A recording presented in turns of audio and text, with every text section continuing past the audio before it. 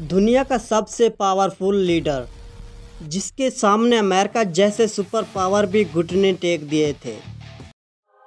1973 کی یوم کپور جنگ، جسے رمضان جنگ بھی کہا جاتا ہے، تاریخ کا ایک ایسا طوفان جس نے مشرق وسطیٰ کا نقشہ بدل دیا اور عالمی معیشت کو ہلا کر رکھ دیا اور عرب دنیا کا عظیم رہنما شاہ فیصل کی جان لے لی۔ 1973 کا ایک سرحد پر پھر جب پورا اسرائیل اپنی سب سے مقدس مذہبی اتوار یوم کپور اور مسلمان اپنے ماہ رمضان کے روزوں میں مصروف تھے، تب اچانک آسمان گرج اٹھا۔ 6 اکتوبر 1973 کو مصر اور شام کی فوجوں نے مل کر اسرائیل پر ایک غیر متوقع اور تباہ کن حملہ کر دیا۔ یہ حکم ہے تاریخ کا کہ جو غفلت کی نیند سونے والوں کو تاریخ ہمیشہ خوفناک جھٹکے دیا کرتی ہے۔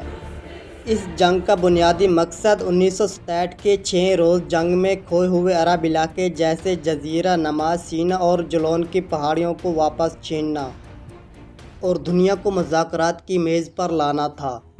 مصر کی فوج نے نہایت مہارت سے نہر سویز عبور کر کے اسرائیل کی بارلی لائن، ناقابل تسخیر سمجھی جانے والی دفاعی دیوار کو خاک میں ملا دیا۔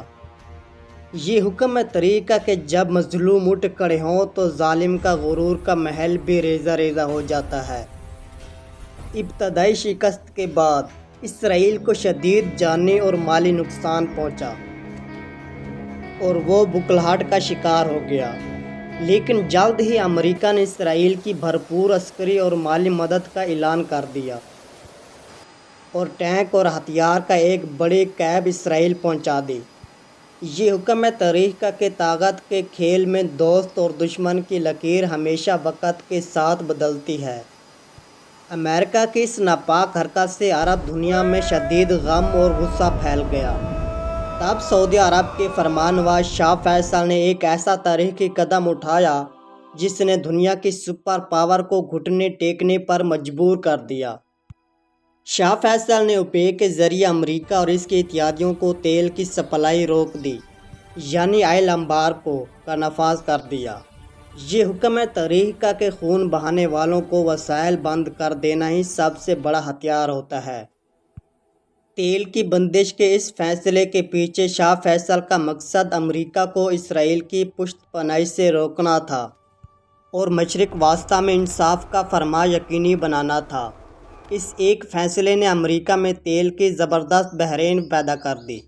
پٹرول پمپوں پر کاروں کی لمبی لائنیں لگ گئیں اور امریکی معیشت لرز اٹھی۔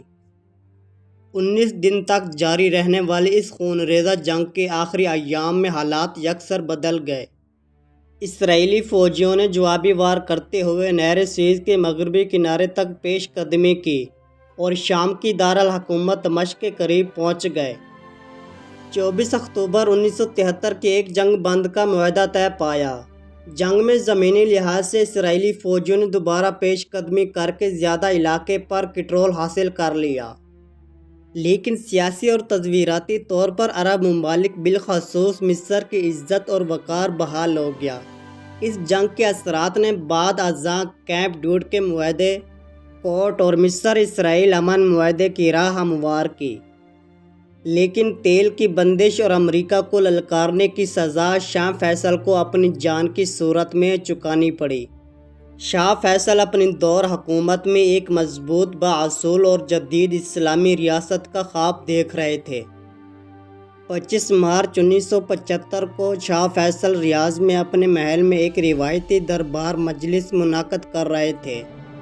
اسی دوران ان کے اپنے سوتیلے بھائی کے بیٹے شہزاد فیصل بن مسعود کویت کے وفد کے ساتھ آگے بڑھا۔ جب شاہ فیصل اسے گلے لگانے یا پیار کرنے کے لیے جھکے تو اس نوجوان نے اپنے چوگس سے پستول نکال کر شاہ فیصل کے سر میں 2 گولیاں داغ دیں۔ یہ حکم ہے تاریخ کا کہ اقتدار کی ہوس انسان کو اپنا خون کا پیاسا بنا دیتا ہے۔ شاہ فیصل خون میں ڈوب کر فرش پر گر پڑے اور انہیں فوری ہسپتال لے جایا گیا، لیکن جان بر نہ ہو سکے اور جام شہادت نوش کر لیا۔ محل کے محافظوں نے فوراً قاتل کو پکڑ لیا۔ اس قتل کے پیچھے نظریاتی اختلافات اور شاہ فیصل کی جانب سے لائی گئی جدید اصلاحات جیسے سعودی عرب میں ٹیلی ویژن کا آغاز کو وجہ قرار دیا گیا، تاہم کچھ حلقے اسے غیر ملکی سازش کا حصہ بھی مانتے ہیں۔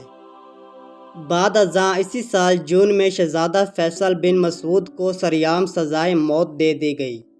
یوم کپور جنگ، شاہ فیصل کا تاریخی المبارک و انمناک قتل، یہ سب ایک ایسی داستان اور قربانی ہے جو آج بھی مشرق وسطیٰ کی سیاست کو سمجھانے کی بنیاد ہے۔ یہ جنگ اور اس کے بعد ہونے والی معاشی و سیاسی واقعات یہ ثابت کرتے ہیں کہ ایک باضمیر لیڈر دنیا کی سب سے بڑی طاقت کو بھی ہلا کر رکھ سکتا ہے۔ یہ حکم ہے تاریخ کا کہ جو حق کی خاطر کھڑے رہتے ہیں وہ صدیوں تک دلوں میں راج کرتے ہیں۔